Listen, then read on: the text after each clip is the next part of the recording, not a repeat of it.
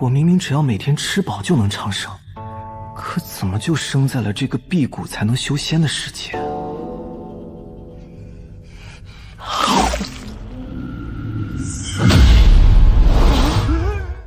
陆长青，你怎么又在偷吃？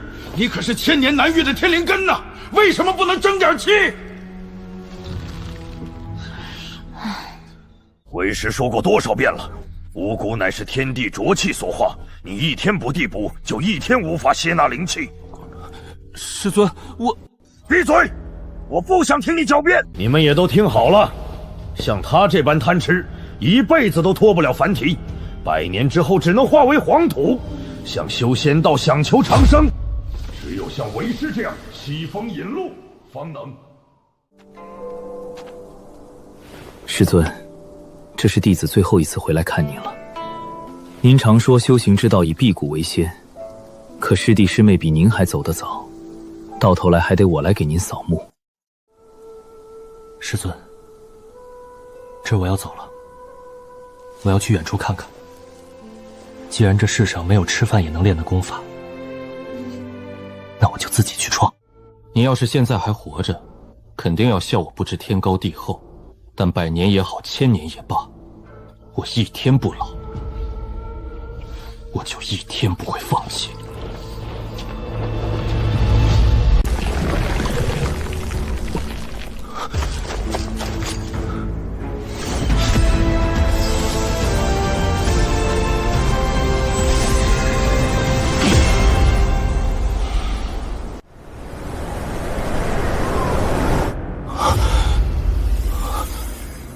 居然真的成了！这红尘造化诀理论上是可行的，可就这样贸然修灵，风险还是太大了。我需要一个能信任我、配合我修行这功法的人。是时候入世了。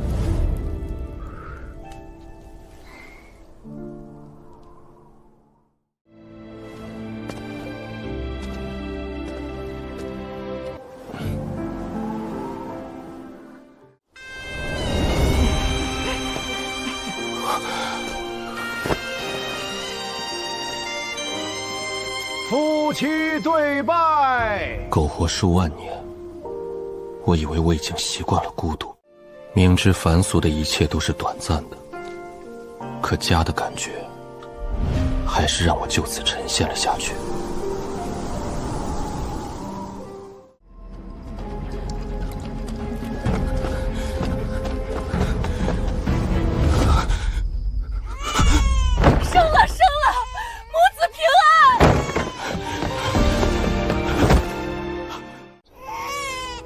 我靠着这条命，熬死了不知道多少大能，捡了他们无数的法宝神器，但眼前这个温热的、会哭会闹的小家伙，才是我活了这几万年来见过的最好、最贵重的宝贝。当家的，你给孩子取个名吧。天明，秀娘，咱们的孩子就叫陆天明。今天，我终于迎来了属于我的天明。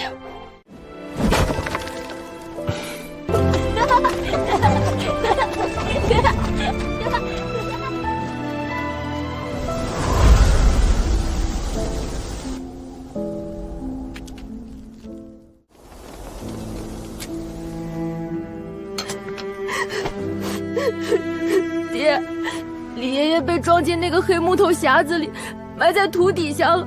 他是不是再也出不来了？爷，你和娘以后老了，是不是也要被埋进去？我不想你们死。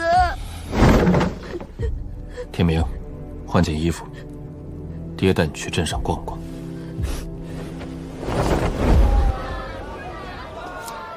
吃吧。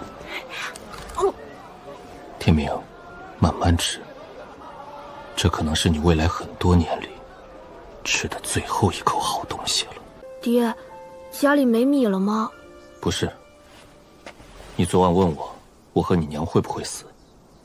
爹现在告诉你，凡人都会死。想不死，就只有一条路，修仙。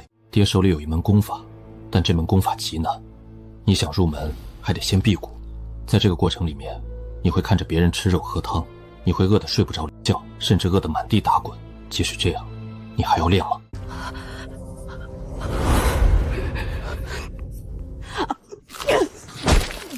我练，我不怕饿，我要修仙，我要让天娘都不死。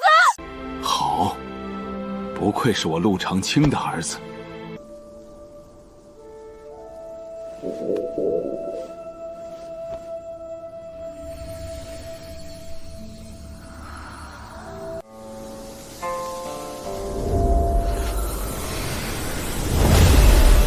天明成功了，他就像一张白纸，先吸纳灵气，等时机到了，再接纳浊气的路子是行得通的。而我已经吸纳浊气，想再吸纳灵气，必须找到世间最为刚猛的灵气，把它当成一把凿子，轰开壁垒，让浊气与灵气产生第一次融合，以后的修炼就会水到渠成。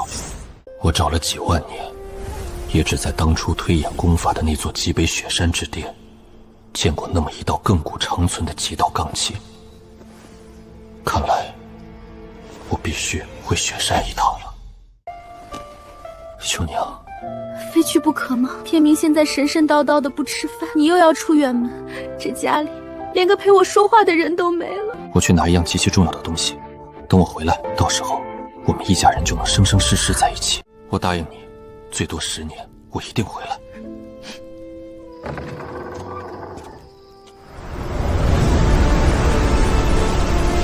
这就是那道极道罡气了。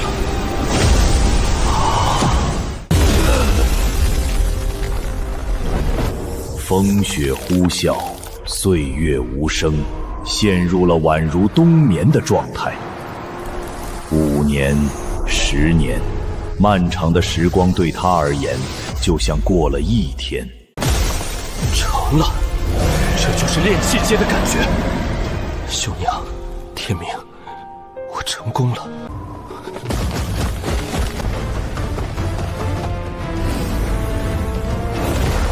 这里是怎么回事？老张，敢问李家村在何处？什么李家村？娃娃看清楚了，这里可是方圆100里内最繁华的地界——天明镇。天明镇？不错，自从一位了不得的仙人在咱这儿开宗立派，这里就叫天明镇，叫了300年喽。300年。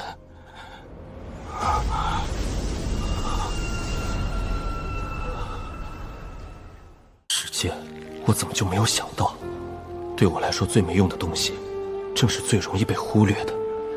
促使灵气与浊气结合的时间，居然久到连修士都无法承受，何况凡人？天明镇，孩儿，秀娘，你们还在吗？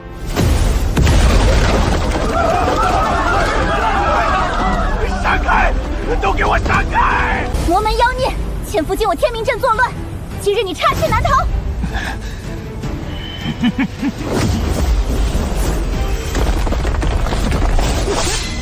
站住！再敢上前一步，老子就先宰了这个凡人！逼急了我自暴气海，这方圆100支的百姓都得给我陪葬！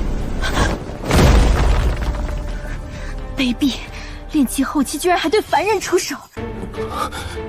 秀娘，那温婉中透着几分倔强的眉目，像，太像了，简直就和当年的秀娘生的一模一样。不是秀娘，这女孩有着炼气后期的灵力，绝不可能是我的秀娘。给老子退后，不然我现在就抹了他的脖子！凡人，他把我当出了凡人。也是，我这浊气与灵气相融之法，世间独此一份，纵观万年，也不见得有人能看透我的底细。正好，让我试试这些数万年前从仙魔战场捡来的法宝。你说是？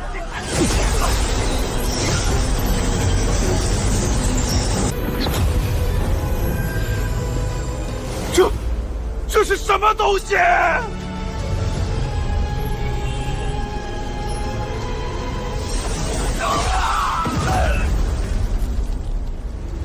那是什么级别的法宝？刚刚那金锁现世的一瞬间，我体内的灵力甚至连运转都停止了。此人身上明明没有任何强者的灵力变动，难道这竟是一位隐藏了修为游戏人间的绝世高人？晚辈玄清宗陆听雪，多谢前辈出手相助。你姓陆，陆天明，是你什么人？这人竟然敢直呼祖父的名位，他到底是敌是友？来我天明镇有何目的？回前辈的话，陆天明真人正是家族，不知前辈与家族是旧识，还未请教前辈尊姓大名。天明是他的祖父，那这丫头岂不就是我的曾孙女？难怪她长得那么像秀娘，这是我的血脉啊！冷静，我虽然辈分高，但如今毕竟才刚刚踏入炼气期，贸然和她说我是你爷爷的亲爹，别说这丫头不会信，谁听了都会把我当疯子。还是先见到天明再说。我不过是个避世的散修罢了。早年间，确实与你家祖父有些渊源。今日路过此地，想顺便去拜访他。既是如此，前辈请。这白玉铺就的登仙阶，还有这护宗大阵，天明啊天明，当年饿得满地打滚，如今倒是真在这修仙界闯出了一番大事业。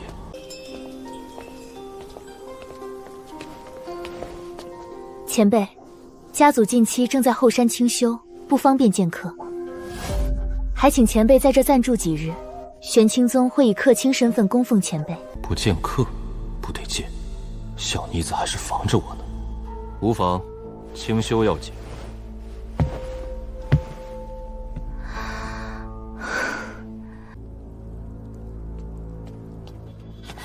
听雪，你怎么这个时候才回来？我听巡山的弟子说，你带了个来路不明的人回来。二婶，您别急，那位前辈亲手杀了奸细，而且他似乎还认识爷爷。糊涂！听雪啊听雪，不是婶子说你，你怎么能在这种时候如此大意？你也知道，你爷爷如今正在后山禁地必死关，情况危机万分。魔门那些人巴不得潜进来行暗杀之事，我们招揽的客魁，要么摸透了底细，要么捏着把柄。而你说的这个前辈，连是敌是友都还不清楚。罢了，事已至此，领我去见见这人。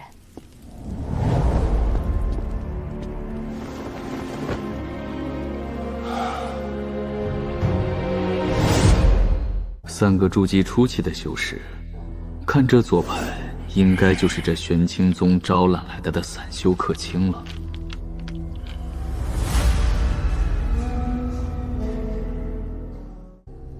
老顾，这新来的什么水平？怎么一丁点气息也没有？谨慎，这人神隐内敛，深不可测，看着年轻，没准还是我们的前辈。是啊，越是高人，越喜欢搞隐藏气息那一套。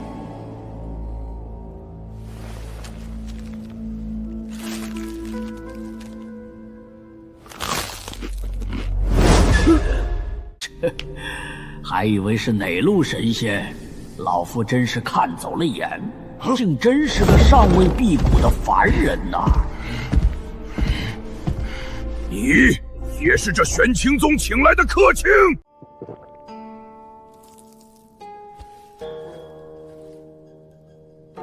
算是吧。一个吃糠咽菜的泥腿子，也敢在老夫面前摆谱？哎，道友息怒，息怒啊！筑基修士对凡人出手，岂不折了你的体面？老顾说的不错，这位小友到这里来，也是玄清宗的安排。就是，如果客卿的标准连凡人也能达到的话，我们应该去和他们管事的要个说法，何必为难这位无辜的小友？诸位请坐，方才的话我都听到了。我玄清宗用人当然有我们严格的标准。这位道友只不过是由听雪接定至此，尚未完成考核，自然也不能与诸位相比。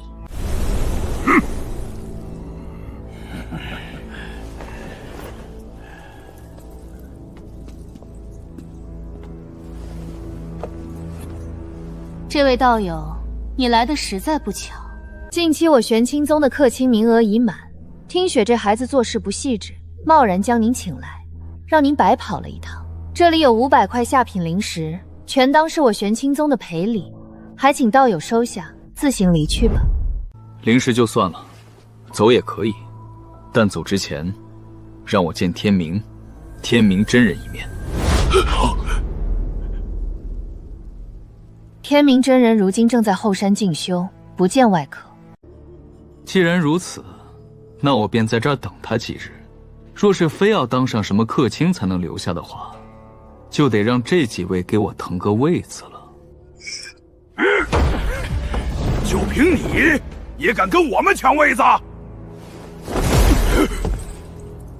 哦，这3位可都是声名在外的筑基期高手。你确定要和他们比试？比试可以，只是我的法宝不好控制力道，难免要伤人性命。好狂妄的小子，我来领教领教吧。哎，道友，切莫冲动。咱们如今可是在人家玄清宗的地盘上做客，咱又不是魔修，别动不动就提刀动枪的，伤了和气。小老儿不才，在这天明镇一带也算是个小有名气的炼丹师。今日我便和这位小友比试一下炼丹之术，若是小友能在丹道上赢过我，那这个客卿的位置我甘愿让贤。小友玄机夫人，你们看这样可好？炼丹之术门槛极高，一个凡人别说炼丹，连丹炉盖子都掀不开。也借此机会，让玄清宗见识一下老夫的炼丹术。我炼丹那会儿，连丹炉可都还没被发明呢。也好，给自家小辈们开开眼吧。既然道友执意要留下来，那便请诸会移步丹方吧。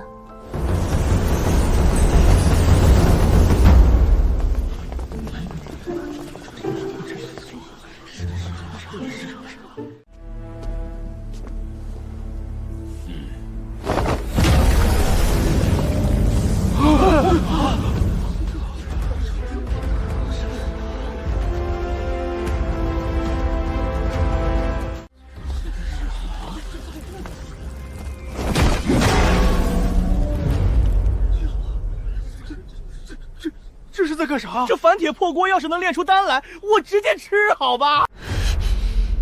这就是你引狼入室找回来的绝世高手。今日炼丹比试没有任何规则限制，2位可以随意取用我丹房库房的药材，也可以使用自备的药材，最终全以成丹的效力来判断胜负。比试现在开始。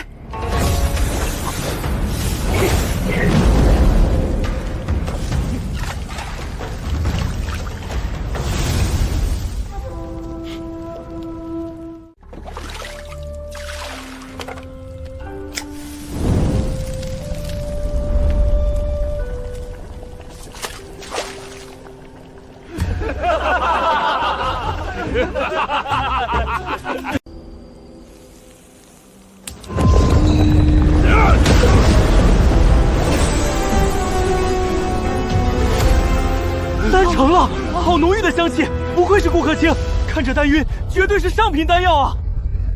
玄奇夫人，这小友用一锅凡水煮草根，看样子还需要不知多久才能熬干，不如先让小老儿来展示一下我这炉丹药的效力吧。顾客卿请。千秋，这颗丹方品相不错，别浪费了，你来试吧。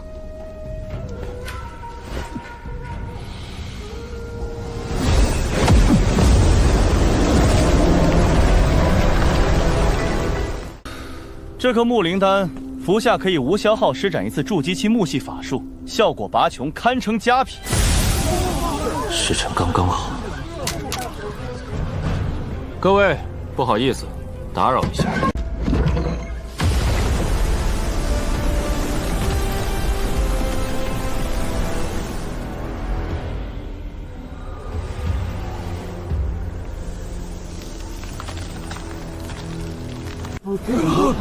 这郭律，这不可能！怎么还能熬出来这种让人浑身发冷的冰质丹药？障眼法吗？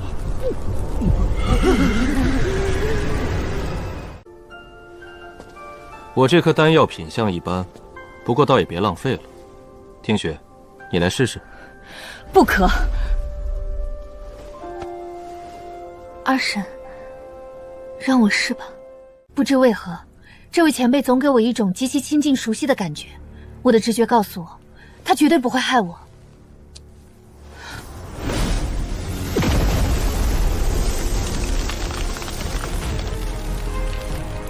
听雪，别碰他！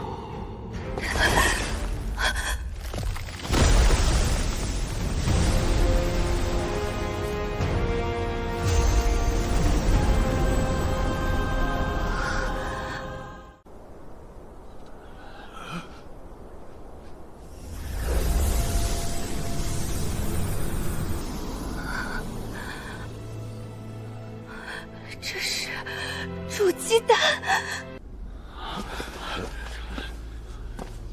不，这不是筑基丹。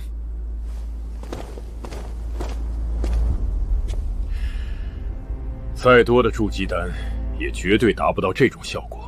寻常的突破丹药，即便是极品筑基丹，服下后修士也必须经历一个漫长且极其凶险的消化药力的过程。冲击经脉时，往往伴随着长达数个时辰的剧痛，稍有不慎，便是经脉尽断、走火入魔的下场。雪儿方才服下的这枚丹药，与其说是她吸收了药力，倒不如说是丹药主动与她融为了一体。如此奇异的效用，亘古未闻。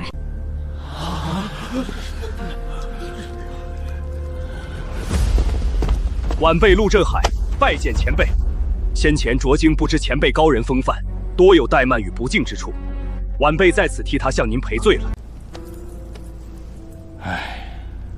经营宗门耗力劳神，这孩子也不容易啊。赔罪就免了，只不过我刚才和那几位说好的，这客卿的位置。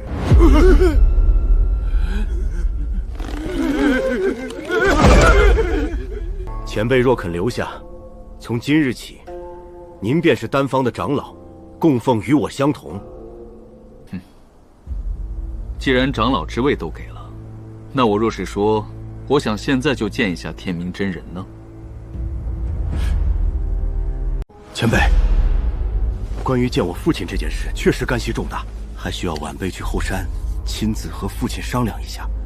不如这样，您先在这别院住着，只要父亲愿意相见，晚辈一定亲自来为您引路。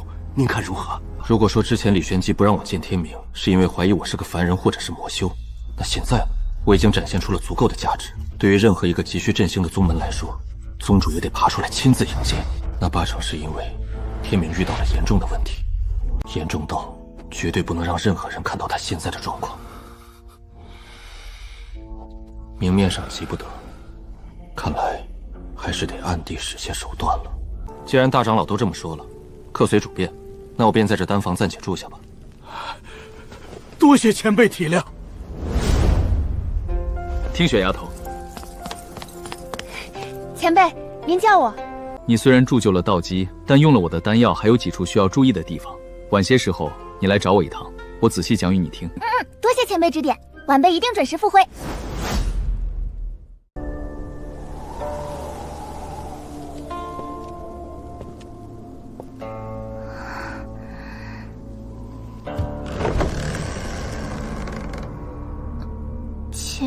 前辈，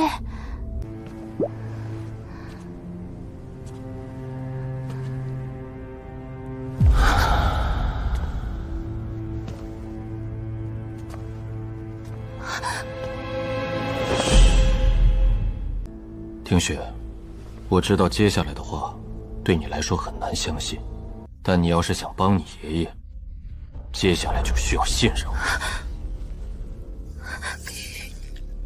前辈，您说，之前在镇上，你曾问过我的名字，我并未回答。现在，我可以告诉你，我本名叫陆长青。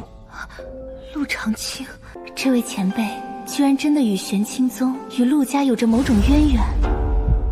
你的爷爷陆天明是我的亲生骨肉，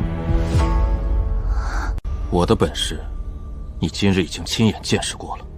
听雪，天明他是不是遇上了棘手的状况？你把你知道的一切都告诉我，我会助他脱困。想要帮扶他的心意，绝不亚于玄清宗的任何人。他不会害我，他真的是来救爷爷的。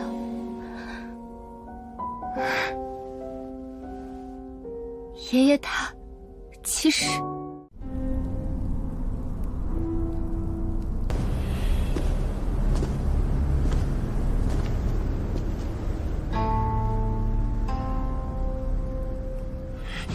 大哥，你到底在犹豫什么？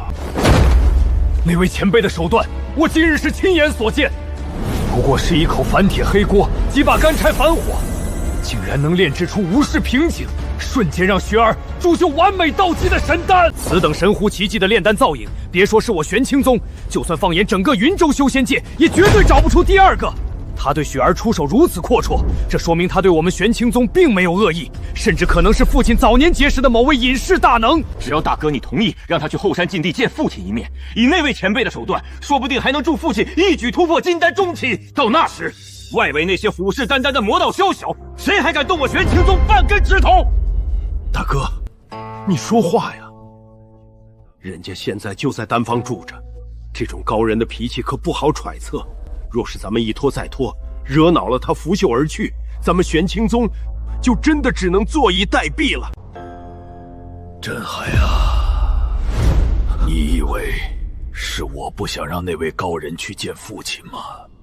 那大哥你为何？因为你根本就不知道现在究竟是什么情况。父亲最后一次闭关前见的最后一个人是我。修仙界界限森严，天地寿元更是不可逾越的铁规。凡人寿不过百，炼气期修士若无意外能活120载，而像你我这般卡在筑基后期的修士，顶多也不过200年的光晕。镇海，你掌管宗门典籍，难道你不清楚父亲他究竟能活多久吗？可是父亲修炼的功法玄妙无比，且底蕴深厚，根本不能和其他普通的金丹期修士相提并论。他功法玄妙不假，但金丹期寿元的极限就是280年，而且那还得是金丹后期的绝顶强者才能勉强触摸到的寿元极致。可是父亲呢？他老人家不过是金丹初期啊。一个金丹初期修士能活到250岁已是妖天之盛，可是10几年前，父亲他老人家刚刚跟我们过完了他300岁的大寿。是啊，300岁了，父亲已经超出了金丹初期的寿元极限整整50年。父亲数次闭关，但那瓶颈却没有一丝一毫松动的迹象。最后一次闭关前，父亲将我叫到榻前，他亲口和我说，他大限已至。什么？那次所谓的必死关，不过是掩人耳目的幌子。实则，父亲是独自一人走进了后山禁地，去等死。父亲说，玄清宗如今外强中干，若是他作画的消息传出去，不出3日，那些魔门便会将我们撕成碎片。所以他要以此做局，只要我们1日不打开禁地去看他，外界便1日不知他究竟是死是活。天明真人这4个字，便能如同一把悬在魔道头顶的利剑，在忽悠我们压住那些宵小1日。你现在跟我说，要让一个来路不明的外人去打开那扇门，去撞破这一切虚实。若是那位高人进去看到的只是一具枯尸，一旦消息走漏，你我便是玄清宗的千古罪人。镇海，你是想让父亲一个人在阴冷枯冢里默默等死的苦心，全部白费吗？原来根本没有什么闭关突破，原来这10年来只有大哥一个人，默默地扛着父亲困于禁地、深陷困境的苦楚，独自在这风雨飘扬中苦苦支撑。大哥，我明白了。既然如此，就算那位前辈真的是活神仙，也绝不能让他靠近禁地半步。你放心，我会想尽一切办法稳住他。大长老，不好了！后山禁地的护山大阵被人破开了！什么？禁闭大门若开，我玄清宗将万劫不复！镇海，随我走，不惜一切代价拦下那人！爷爷他闭关了，可是往年爷爷即便闭死关，最多也就是3年5载便会出关一次，但这一次已经整整10年了，禁地里一点动静都没有。我好几次求爹爹，说想去居所外隔着门看望一下爷爷，听听他的声音，可是爹爹不仅不准，还限制我处处走动。前辈，哦不，太爷，爷爷他是不是？别怕，有太爷爷在，我知道是怎么回事了。听雪，现在带我去禁地。现在？可是外面有阵法。无妨，带路便是。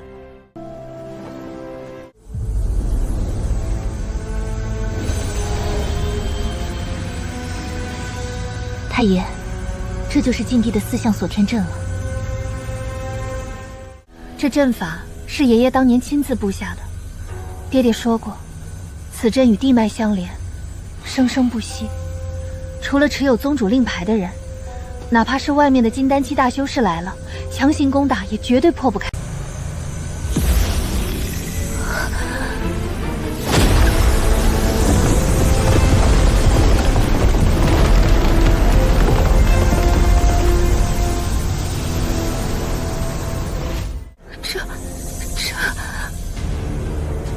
还愣着干什么？跟上！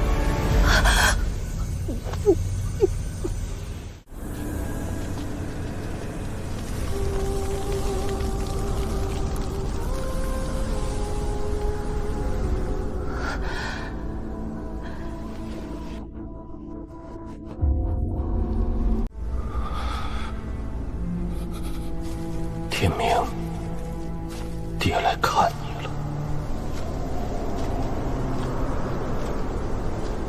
前辈，不可！列祖列宗在上，绝不能让此人靠近石屋。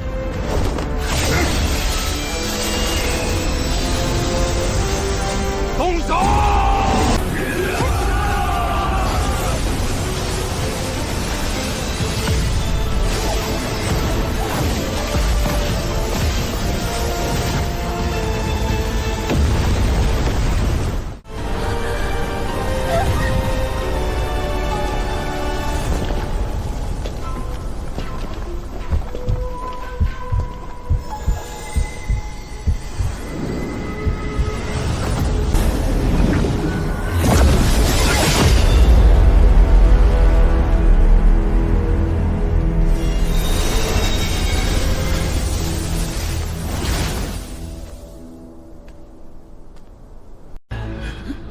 宗主，我们怎么办？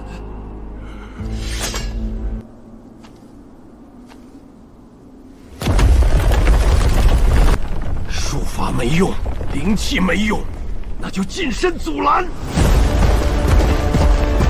大哥，我来助你。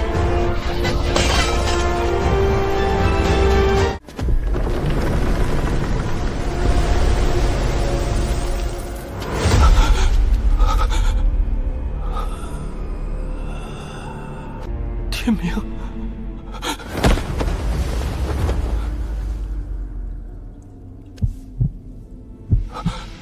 还没死，天明还在挺着。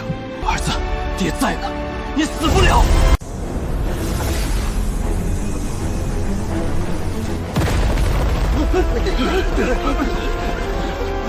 放开我父亲！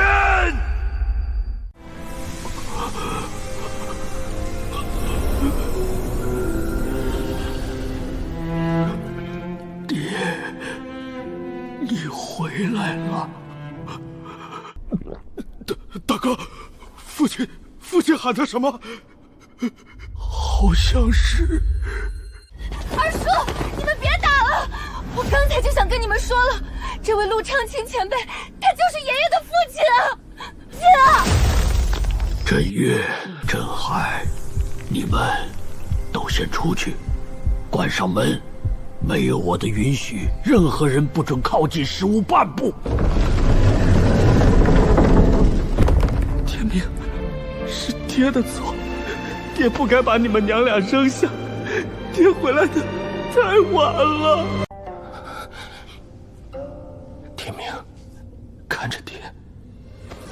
天明，吃吧，吃饱了才有力气，早就是时候了。都怪爹，让你饿了这么久。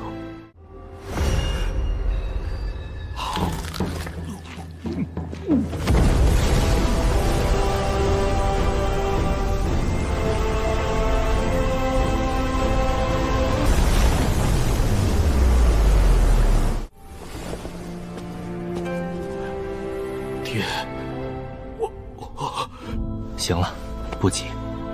这300年来，有多少话和爹慢慢说。爹，当年你走后，我一边修行，一边等你回来。我天赋尚可，100年来便结成了金丹，创下了这片基业。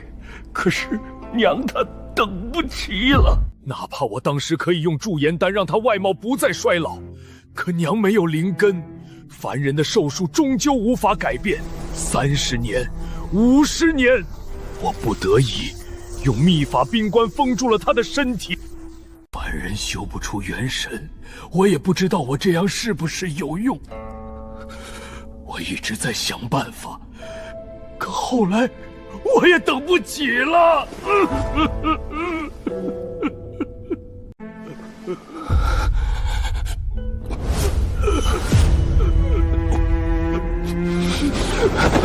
天明，你做得很好，这300年苦了你了。剩下的都交给爹，爹有办法的，无论代价是什么。爹向你保证，我们一家人一定会团聚的。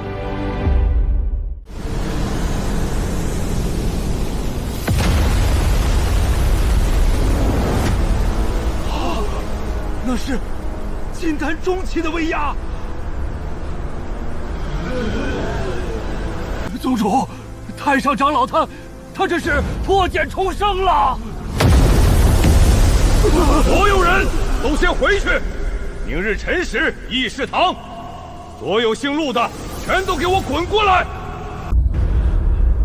活了，父亲真的活了，而且还突破了！天佑我玄清宗！儿子遵命，儿子这就去安排。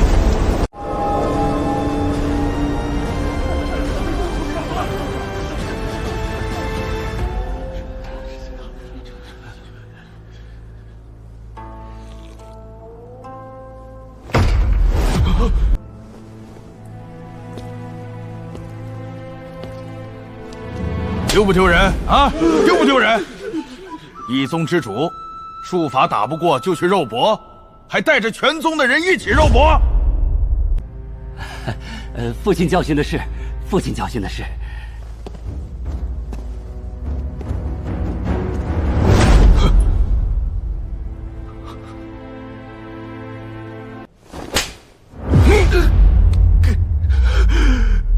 丢不丢人？老夫让你平时多读书，你难道没翻过我陆家的族谱吗？那里面没写过你爷爷的长相吗？爹，儿子知错了。可是那族谱上明明白白的记着，祖父祖母都是一介凡人啊！万一是哪个魔道老怪以容伪装的……犟嘴！凡人怎么了？凡人就不能多活2天？这哪是多活了2天啊！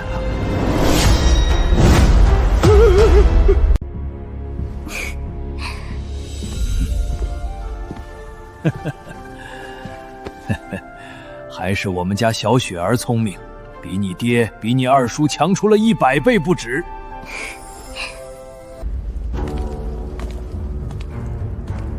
关于这2天发生的事情，老夫知道你们心中有很多疑惑，你们也不用在私底下偷偷摸摸的嘀咕猜测了。老夫今日召集全宗上下，就是为了向你们直接介绍一个人。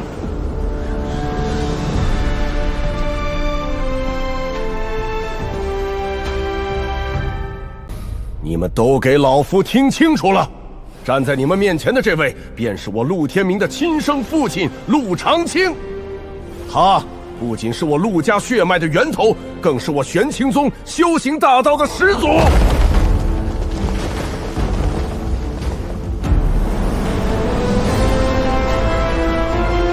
参见老祖！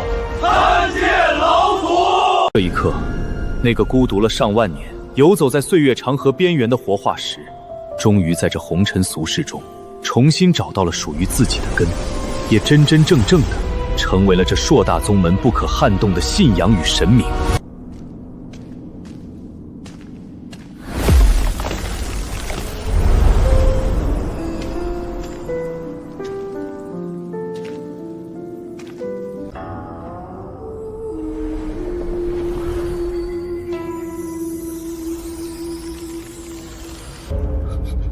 秀娘，我回来了。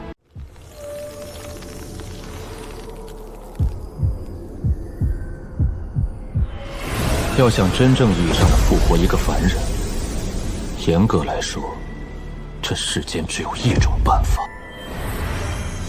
这是一门以红尘因果为引，以血脉羁绊为舟，强行将逝者复生的逆天神术。这门术法并不难练，但它对施术者的条件却苛刻到了令人发指的地步。想要完全运转无量情海的阵法，必须得有至少5位修为达到元婴中期的修士，分别镇守金木水火土5个阵眼。更要命的是，这5位施展术法的人，必须与被复活的人有着不可分割的血脉链接。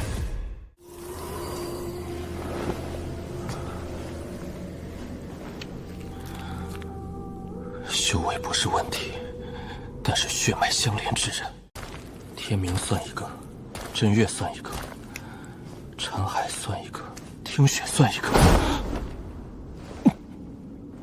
只有4个，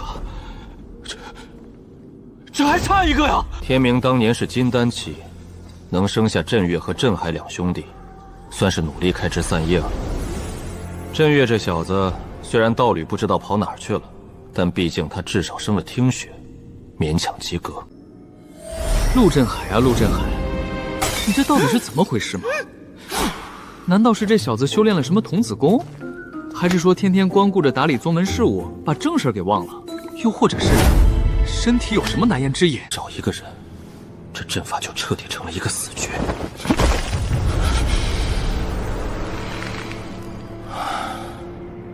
不能急，复活秀娘是一场必须万无一失的硬仗，急不得。第一步，也是重中之重、迫在眉睫的头等大事，想尽办法找到第5个亲人。第2步，壮大宗门，全面提升陆家人的修为。第3步，就是自己的修为了。虽然现在仗着一身法宝能打得很，但体内可供调动的混沌本源之气还停留在可怜的炼气期，一些基础的术法都无法施展，更别说无量情海了。到时候自己示范不出来，儿孙们更是无处去学。秀娘，等我，咱们一家人一定会齐齐整整的再次团聚的。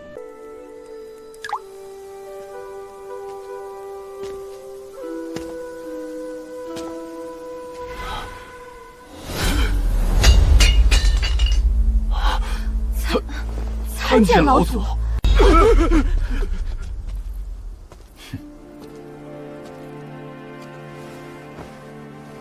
行了，这里没有外人，都坐下说话。振海啊，我今日来，是想跟你们聊聊我玄清宗的未来。这玄清宗的根基是我们陆家，只有陆家血脉强盛，这宗门才能基业长青。你们可知，你父亲天明为何能在短短100多年间就结成金丹？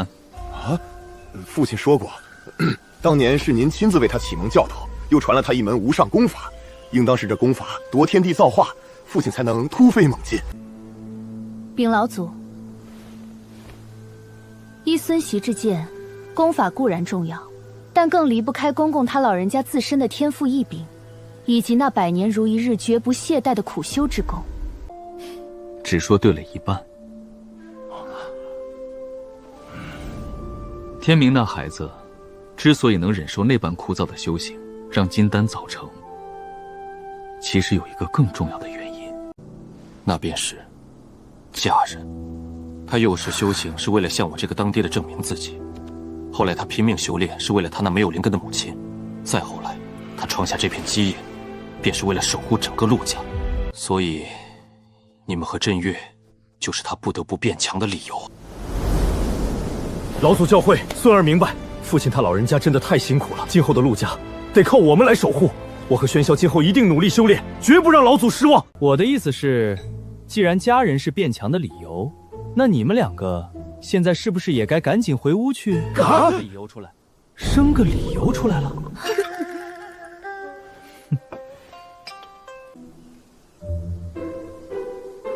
我的老天爷呀！本以为老祖是那种不食人间烟火的世外高人，怎么也免不了凡俗界长辈爱催生的定律啊！这玩意儿转的也太硬了吧！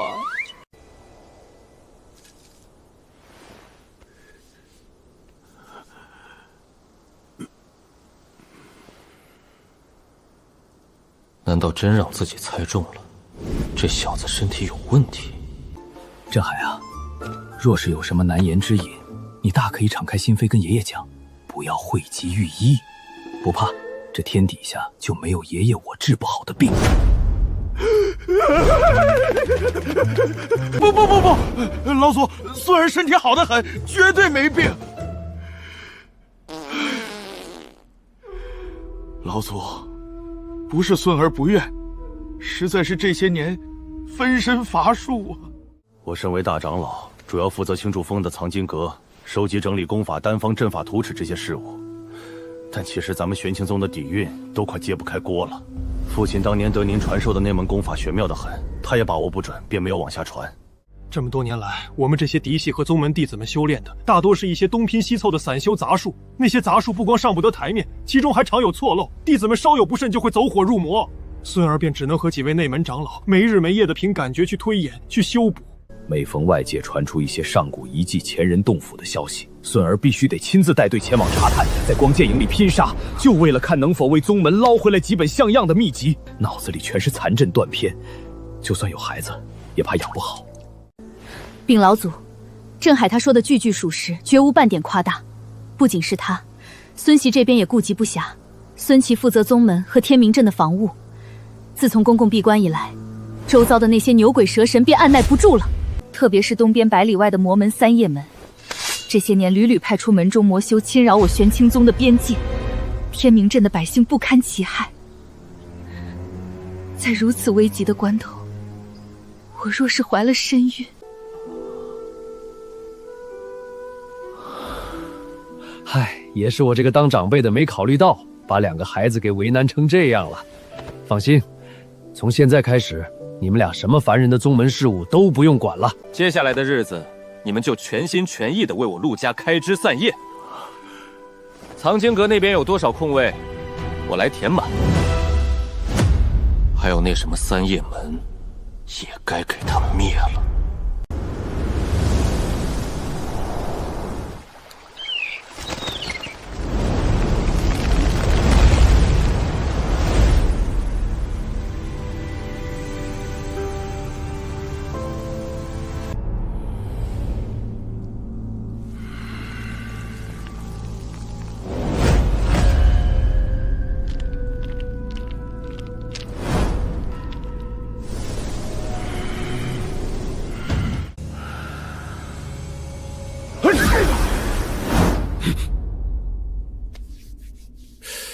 这眼皮跳了一天了，总觉得有人要找我麻烦。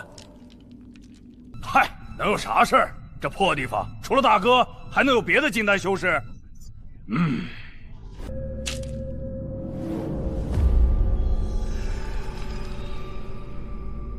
你忘了那个陆天明了吗？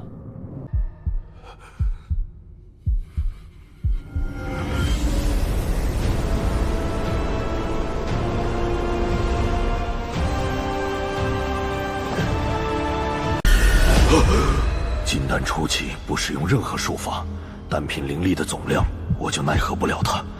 强成这样，命还长得像人，这边陲皇帝怎么能养出来这样的怪物？他也该死了吧？闭关10年没见过了。什么叫应该？你忘了上次我们贸然出手，折了多少弟子吗？唉，也是，熬着吧。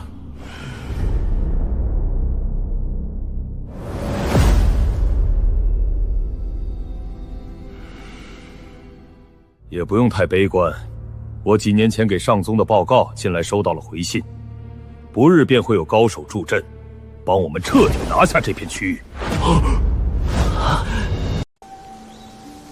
出发前传你们的功法，感悟的怎么样了？已经能施展7、8分了。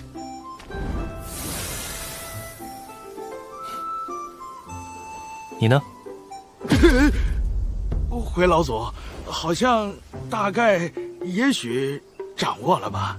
你都筑基多少年了？怎么听着还没小雪儿会得多？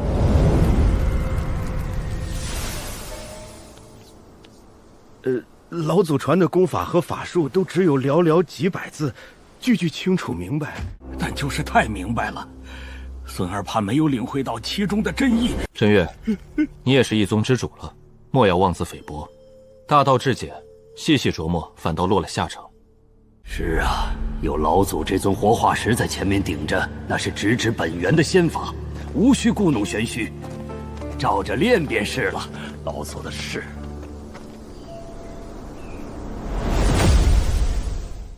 先说好，老祖我修为尚浅，一会儿打起来，别指望我出手帮你们。灭这三叶门是你们2个人的任务，放跑1个人便是不合格。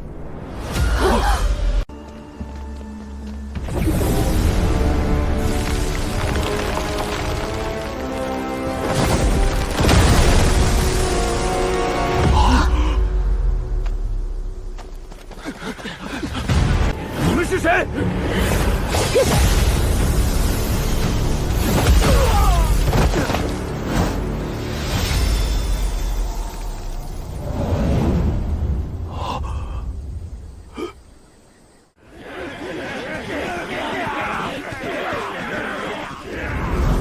大道至简。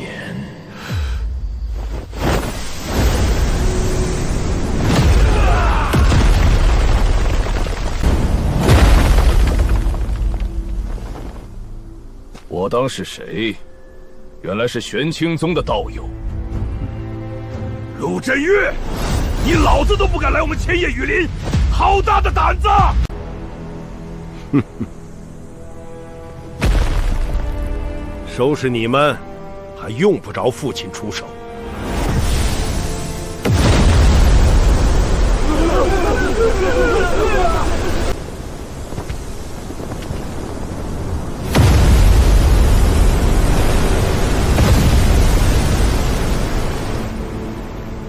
既然来了，那就留下吧。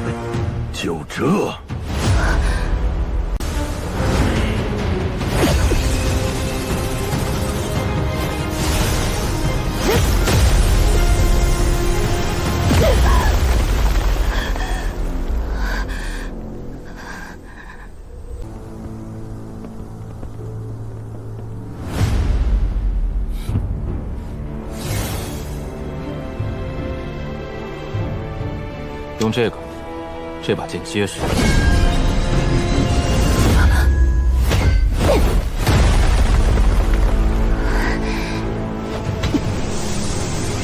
沉重如山。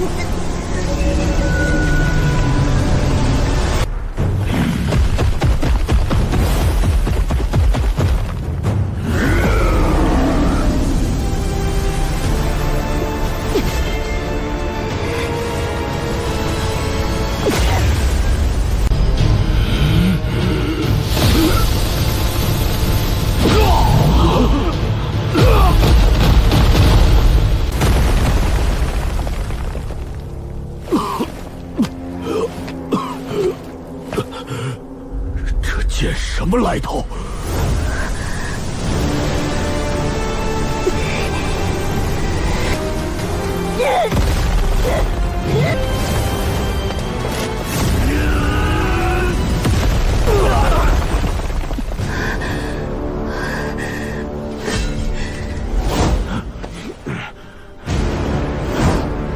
这家伙是个凡人，先拿下他当人质。三弟，不可！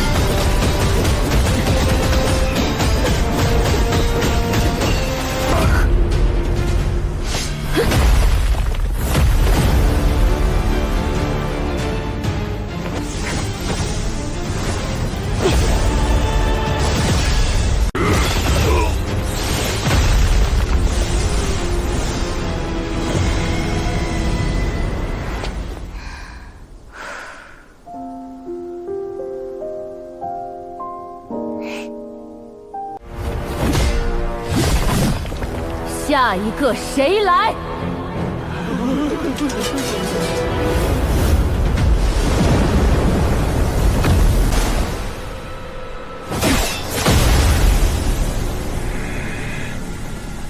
好歹也是个金丹期，叶门主就这么怕与我正面交战吗？狂妄！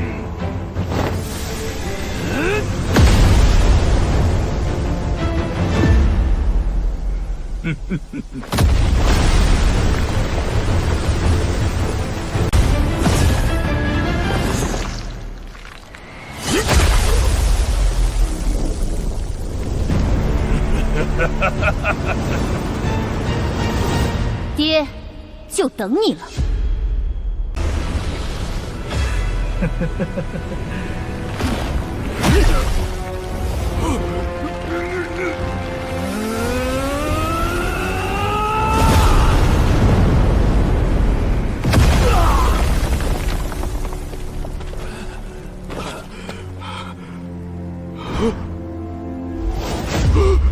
可恶！二弟、三弟，你们的仇，大哥来日再报。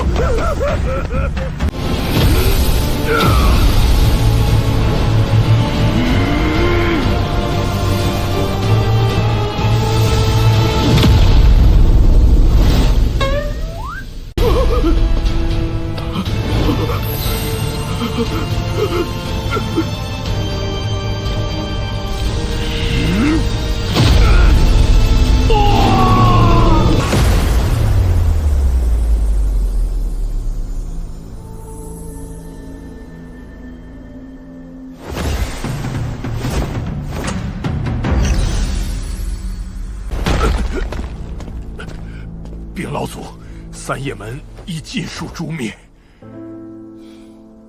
勉强及格，但是啊，镇远，你底子不差，没必要每次对敌都想着以命相拼。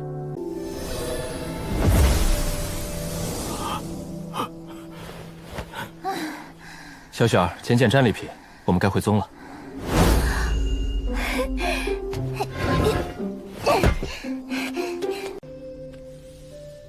你们2个人把那叶家3兄弟都打赢了？多亏老祖给的功法，这凛冬剑典就像特意为我创作的功法一样，运转起来如臂使指，灵气源源不断。还有那笔剑，更是厉害。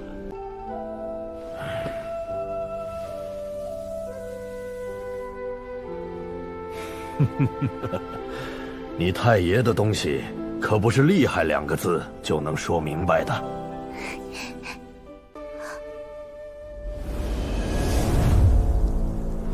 哦，对，老祖他还断定千叶雨林下方有一座巨大的灵石矿脉，派了弟子去驻守呢。爷爷，这地底矿脉也有探测之法吗？巨大的灵石矿脉。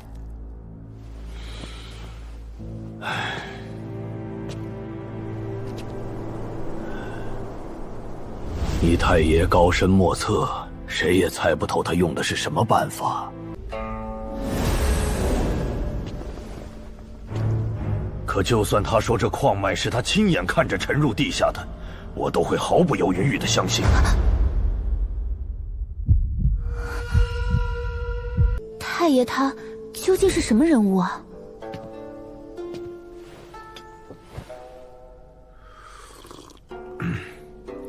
小雪儿，你知道爷爷修炼的功法名叫红尘造化诀。爷爷小时候初看这本功法，除了觉得难，并未觉得有什么特别。但是后来，爷爷步入筑基，又结成金丹，见过了不知道多少修士的手段，这才明白，这红尘造化诀与一般功法比起来，根本不像是人类能修炼的东西。若是这功法的消息在云州修仙界传开，我清玄宗立时便要灭亡，这便是我从不教你们练它的原因。这么厉害！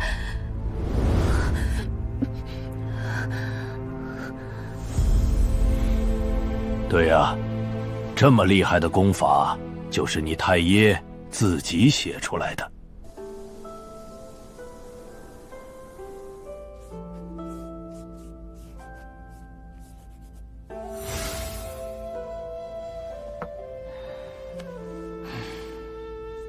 起火！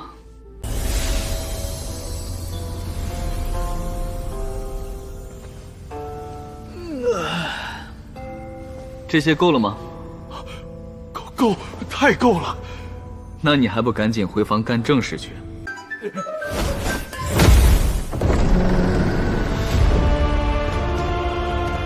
参见老祖。先别急着拜。本座丑话说在前头，虽然我玄清宗对弟子品性有严格的要求，但镇海那孩子心善，免不了有人编瞎话骗他。为免宵小之徒蒙混过关，本座特意给这藏经阁阵法加了一些限制。凡是对陆家、对宗门不忠，或是品行不端、心存恶念者，靠近此阵即可诛杀。反之，通过此阵考验的弟子，便是老祖我认可的玄清宗自己人。其中万般妙处，进去方能体会。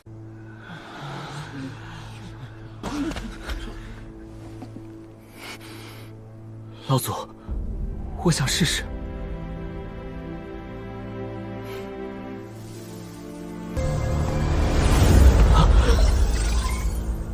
刘波，欢迎登录藏经阁系统，即将分配与你适配的入门书籍。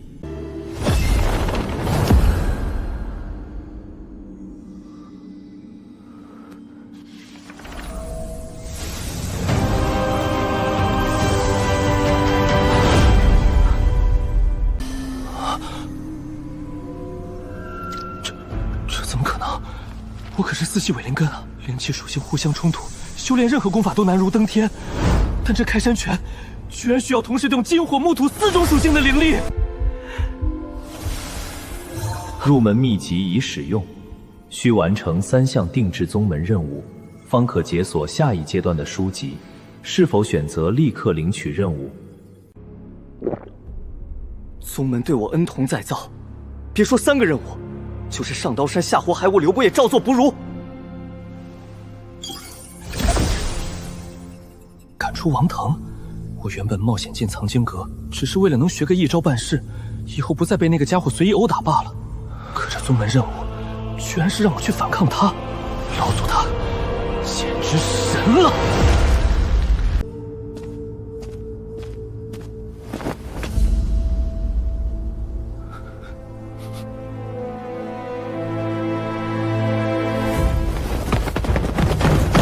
王师兄得罪了。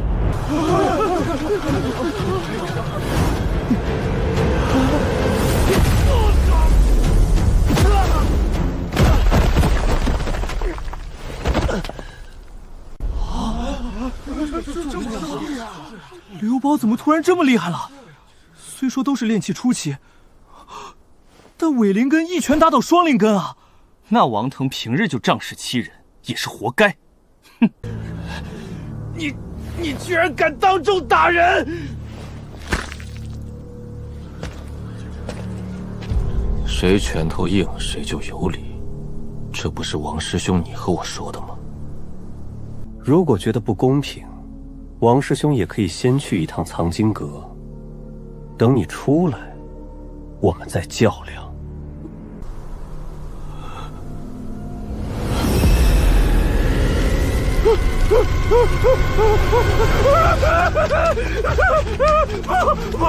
我要退走！我要退走！看来你也知道你自己过什么事情了。刘波，送他一程棒吧。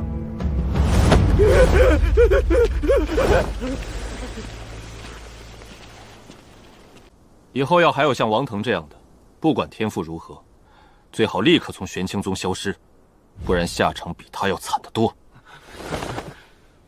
好，排队入场吧。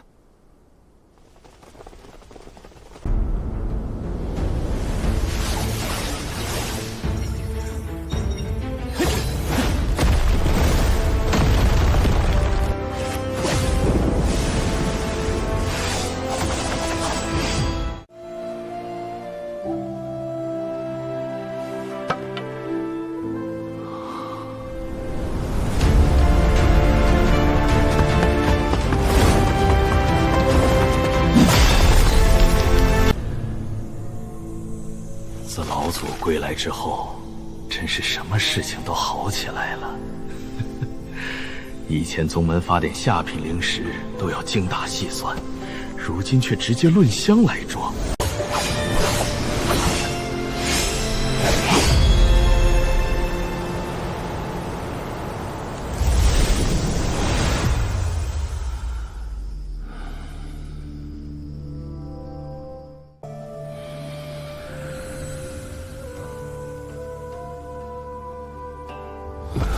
可算炼气中期了，本源混沌之气总量翻了1倍，这下终于不用再依靠蜃楼了，也能有些进攻的手段。老祖，老祖，老祖，玄熙他有了。这段时间辛苦你们俩了，拿回去补补。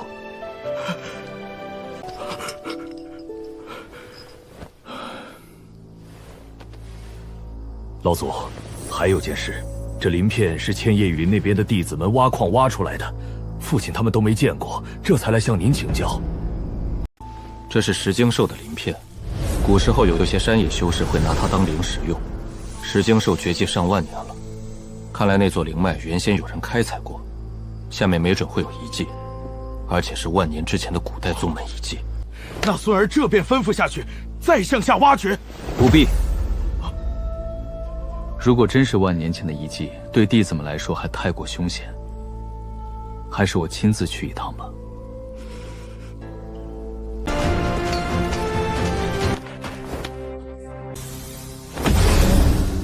守好这里，任何人不得靠近。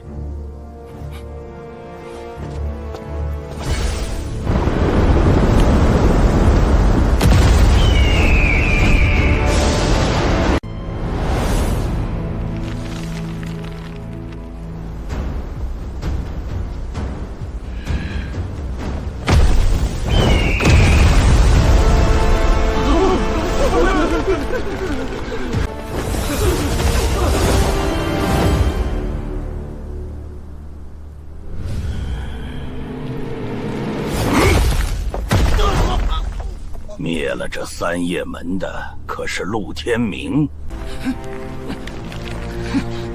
你这魔修，知道是天明真人，还敢来这儿？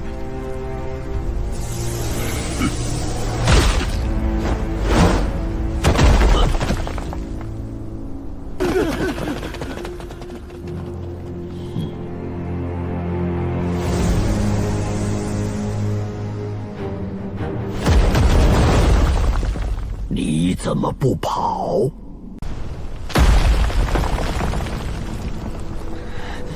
废话少说。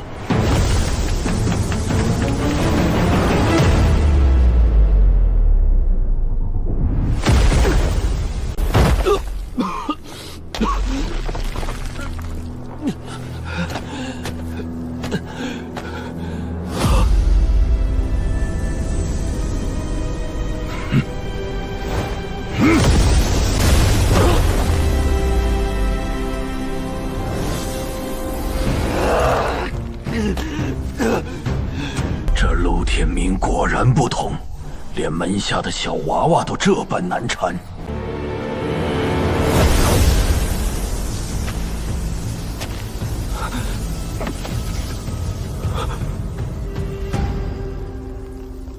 刘伯，你想让他怎么死？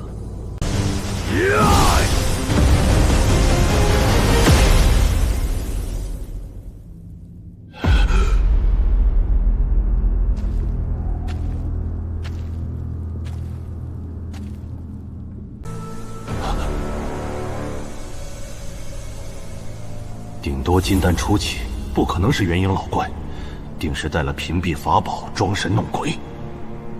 哼！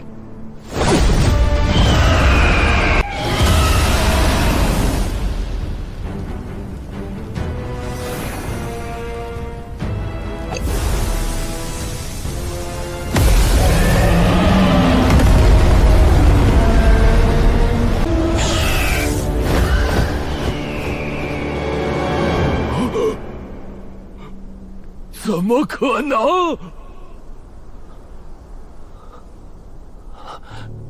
这是什么？这葫芦里装了一只沙蛟的神魂，是那魔兽的天敌。虽说那魔兽可能从没见过沙蛟，但这叫声足以唤醒他血脉中本能的恐惧，连他的主子都顾不上。黄口小儿，休得猖狂！今日便让你见识见识真正的金丹威能！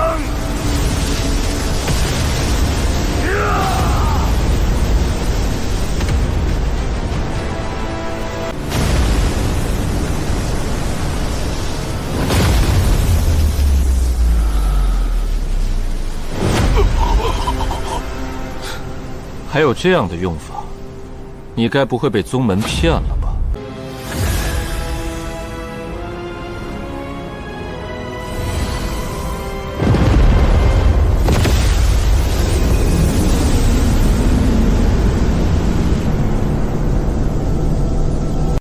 计划雷法，这是我风雷宗不传之秘，你怎么能会？这可是风雷宗只有历代掌门才能参悟的最高阶道法，眼前这个玄清宗的人怎么可能会？而且施展出来的威能，甚至比风雷宗的开拜祖师还要恐怖万倍。前辈，您和风雷宗系出同门，属下刚才多有不敬，还望您饶恕。